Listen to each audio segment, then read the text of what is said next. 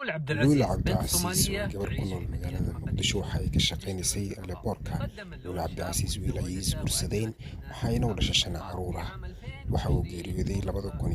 2020kii. وبعد 2 sano ka bacdi زوجها شاب waxay isbarteen sayid cali. sayid cali ayaa ku لول yidhi كانت waxaan رافضة kula korinayaa التحديث ilmaha.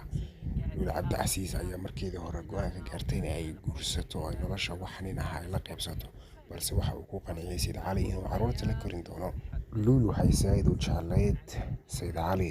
sayid cali ayaa ku kacayay waxyaabaha qaar. sayid cali ayaa qaadanayay lacagihii luul ay lahayd iyo waxyaabaha qaar, heer uu gaaray in uu gato gaarigii ay luul ay lahayd. mar kale ayuu lacag weydiistay, balse iyadoo lacag maysan haysanin, isagase waxa uu go'aansaday in uu ka فجأة argoosto. قرر ينتقم في bishii بداية Febraayo مغامرة جديدة. 2024 luul waxay ahayd xaamilo maraysa bishii 6aad, صار balse الجو waxaa يلهب dhacay wax aanan suuragal ahayn. وجازف luul waxay بين ahayd mid fadhisa guriga, الإصرار laakiin waxaa si والخيانة. degdeg ah ugu soo galay sayid cali. قام يضرب waxa uu ku بناديه belbelay قائلا: basiinkii, waxa uuna ku shiday bahalkii jansiirka ahaa.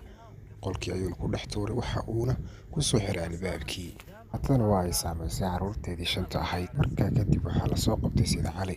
sheekada qosolka leh ayaa ah markii maxkamaddii loo fariistay in uu yidhi sayid cali waxaa iyada bilbilaysay basiin, anigana waxaan rabay inaan dhaaraqdo. saas ayuu gabadhii dabka ku qabsaday.